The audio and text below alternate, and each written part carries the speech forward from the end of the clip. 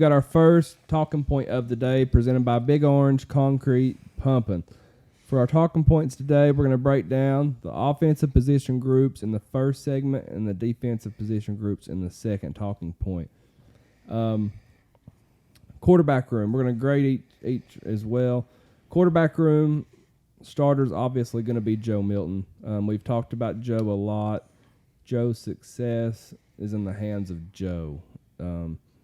Nico, I hope we don't have to see him all year, honestly, except for the cupcake games. And the reason I say that is because if we don't see him, that means Joe is doing his job. Gaston Moore, again, I hope we don't see this dude, but he did look really, really good in the spring.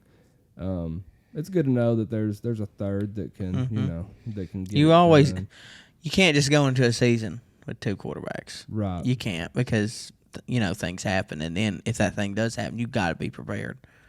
Yeah, so and I know it's just the spring game, but, it's just nice to know he's there. And then coming in fourth on the depth chart is going to be Navy Schuler.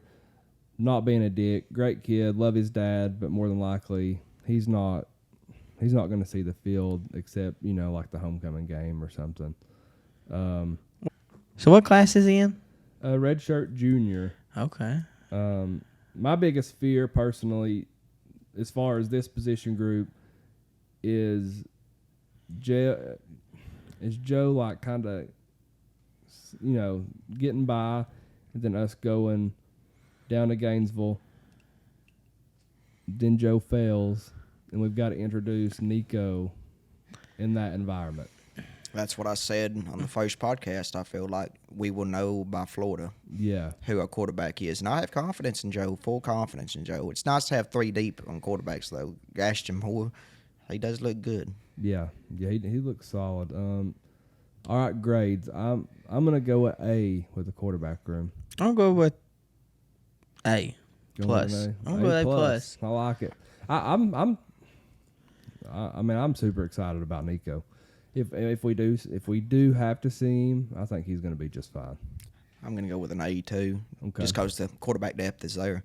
If something was to happen, we got somebody right behind in the position we need to go. And if, Lord forbid, 2 goes down, we got a third string. So we're not going to be we don't have to be all up in arms like in the past. Like you remember some of them years we lost our quarterback. It was just oh yeah, our season's done right here. Right. We don't have to look at it like that now. Yeah, it's Question is, do we end up playing all 3 this year at some point? Yeah, we'll have some cupcake games. Let everybody get a turn. It'll be like a doorknob. Everybody gets a turn at it. Yeah, I think we'll see. Like some games, I think we will. I hope we don't, but let's be honest here. It's very rare that an SEC quarterback makes it through a whole season without getting hurt at some point. It's tough. It's tough. Mean, you better knock on wood right now. The SEC is so tough. I didn't knock too loud, but it's tough. All right, next we're going to go to the running backs. Man, I'm fired up about the running backs. Jabari Small obviously needs no introduction. He played with a torn labrum for 3/4 of the year last year. He's had surgery. He's going to be back better than ever. Then you've got Jalen Wright. Great year last year. Dominated, some games. He did lead the team in rushing yards. Had a little bit of fumble problems, but that seemed to work its way out, towards the end of the year. Then you've got Dylan Sampson. And Dylan Sampson's not taking a backseat to Jabari Small or Jalen Wright. He's elite. He hits the hole extremely hard, and he's going to be huge for Tennessee again this year. Then you go into Cam Seldon, highly touted recruit. He can play literally anywhere on the field. People are nonstop comparing him to Deebo Samuel and Cordero Patterson. He looked great in the spring. Then you've got Deshaun Bishop from Carnes, 2-time Mr. Football, highly touted, but didn't really get a lot of looks as a recruit. But he looked amazing in the spring. I mean, to me, he looked like the best running back on the field a lot of times. But he deserves to be on the field somewhere. I'm fired up about this running back room. It's a solid one. It really is from top to bottom. Hey, when you got Mr. Football in the state of Tennessee is what, your fourth, fifth on the list. That means you're doing something pretty good. Yeah. We're loaded. I don't think we've been this loaded running back since like the early 2000s. Definitely. I mean, Yeah. the depth is there. Let me throw some statistics at you. Bring it on, brother. Jabari Small last year, 734 yards, 13 touchdowns. Jalen White, 875 yards, 10 touchdowns. Dylan Sampson, 397 yards, 6 touchdowns. Yep. That's just crazy. Like, Yeah. you remember what Tennessee running game was? I mean, we've had some damn good running backs the past few years. Right. But to produce that kind of numbers, I mean, that's like 1,800 yards. Right. Tennessee runs the ball a lot. Everybody just thinks air raid, just because of how much we score, but we run the ball. Well, also, our offense nowadays, though, is a whole lot different, too. Yeah. You got to think. I mean, it's no more run up the middle, Right. do a slant pass. Played you out, and good luck, And you don't know what we're going to throw at you, honestly.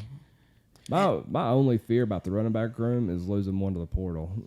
I mean, and that's a good problem to have. That's it's very possible because Yeah. everybody's going to want the chance, and everybody wants that chance to go to the NFL. Good thing about a good when you have such a good offense like that, and you've got good running backs. Once you start running the ball in, you can suck the defense inside. And then Yeah. once they're sucked inside, that's when you can spread it out. And then we know how we like it when it's spread out. So then it's just a versatile offense. Yeah, it's everybody wants to talk about running back duos. I mean, we're talking about trios, and I don't even know what four is quadruplios or something, but Cheerios. yeah, I'm giving the running back room an A+. I'm fired up about them. What about you? A+. A+. I mean, I like it. And next, we're gonna get into wide receivers. Brew McCoy, Ramel Keaton, Squirrel White, all returning, who played, very often last season. Then you've got Caleb Webb. He made an awesome catch in the orange and white game. Fired a lot of fans up. Hearing a lot of buzz about him. You got Chaz Nimrod, who's also, very young. And then we bring in Dante Thornton from Oregon, massive get for Tennessee. A lot of people think he's going to be a one and done. That's how good he is. He's been rumored to be, he's like 6'5", 205, and he's been rumored to be just as fast as Jalen Hyatt. So a huge receiver. And last but not least, Nathan Laycock, big-time recruit who, in my opinion, will make some noise. True freshman. Losing Hyatt and Tillman, obviously, quarterback play is going to matter tremendously for this group, but I'm going to give them an A.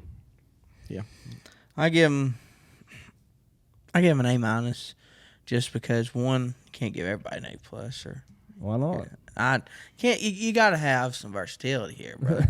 But we got the 3 returning guys, and then these new guys. We just got to see what the young guys do whenever their number's called. Tell you what, Squirrel White and Joe Milton is damn good together. It's like they've always played together. Yeah. You just throw it up and Squirrel's going to get it, man. Yeah. Deep balls, too. Let's say Joe is overthrown. I don't know that you can overthrow Squirrel White. I think Joe could find a way. Joe could probably find a way. All right, so next we've got the tight end room. Who can replace Princeton Fant is my biggest question for the tight ends. Jacob Warren comes back, massive leadership, playmaker at times, just solid. He knows the standard. He knows what the expectations are.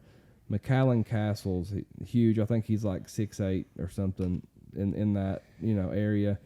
Just a huge individual, a lot of experience, a transfer, and I think he's going to be a big part for us. And then you've got Ethan Davis, true freshman, huge recruit. Everybody in the country wanted this dude.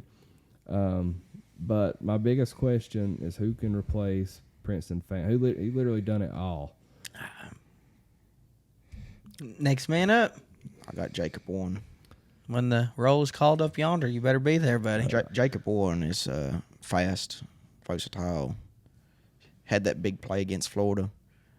He's going to do some big things for us this year. My biggest reason for asking that is just like you could line Princeton Fant up anywhere. Like just like when they would put him in at fullback. Like, are they going to be able to do that with somebody else?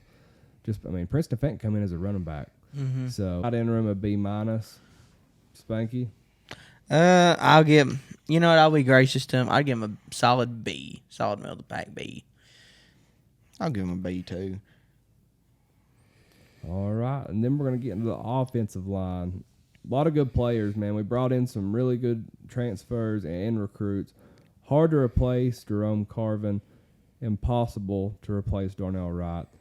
If you look, I love our depth at center with Cooper Mays, Addison Nichols, Parker Ball. Cooper does a great job of controlling the offensive line.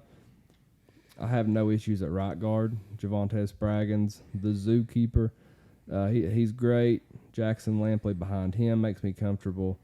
I'm comfortable at left guard with Andre Carrick, Addison Nichols, and Ollie Lane.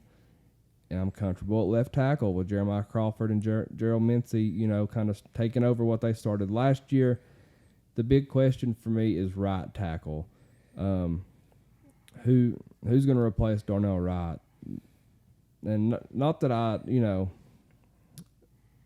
Will Anderson's gone, but who's going to be able to, like, he just dismantled Will Anderson, and so who's on the right tackle? Who's going to be able to just handle the defensive best players? And that's a big question for me. Big John Campbell, Dane Davis, Larry Johnson III is who they've got listed at right tackle. I think they'll be fine, but overall, this is my biggest question mark, my biggest concern for the offense. Yeah, like you said, so many key pieces leaving that old line. And offensive line, it's one of them deals. It's you not only got to have 5 good hogs up front, but you got to have a couple in your arsenal. Right. Because people can say all they want. I do believe offensive line is the most injured players on field. And one, coming from an offensive lineman, it's where the playmakers are. Like, my honest opinion, people can get upset with me over this. Games are won and lost on the offensive line. Yep. That's where there's a reason they're called linemen, because they're men. They're down there getting nasty. It's the only position on the field where you are literally hitting somebody every single play. You got to think, how many plays are in a football game? Maybe on offense, you might have, 100, 150, something like that. You are hitting another man 150 times a day. You got to think of that. And comes injuries. Your body can't take that abuse all the time. That's why you got to have guys who can step up, not just play a certain position, but can play any position on that offensive line. Corbin? I think with just 3 returning starters, it's gonna be a learning process for them with being air raid offense and the hurry up offense, but we condition our boys to adapt to that. So I'm going to give them a C+, and I'm just going to give them that just to give them room for improvement and to impress me. And throughout the season, maybe they impress me enough and I can move them up to a B or a A. Yeah, a lot of people, making a massive deal out of losing Darnell Wright and Carvin, and that's totally fair. I personally think the offensive line is going to be all right. I'm going to go with the B-. Like kind of like you said, Corbin. They just got a lot to prove, and I think they're going to feed off that though. I think it's going to drive them, in my opinion. Well, you gonna grade them, Big Spank Daddy? I'm gonna give them a B- as well. B-. Today, presented by Big Orange Concrete Pumping. We've got our commercials, and we'll be right back. Whoop. Big Orange Concrete Pumping. They can accommodate any residential or commercial concrete project that you may have in mind. They have one of the biggest line pumps in the state. They take a lot of pride in their work, and they're waiting on your phone call today. Their number is 865-371-3367. Whether you're pumping noise and kneeling or pumping concrete, make sure you roll with the Big Orange. That's Big Orange Concrete Pumping, 865-371-3367.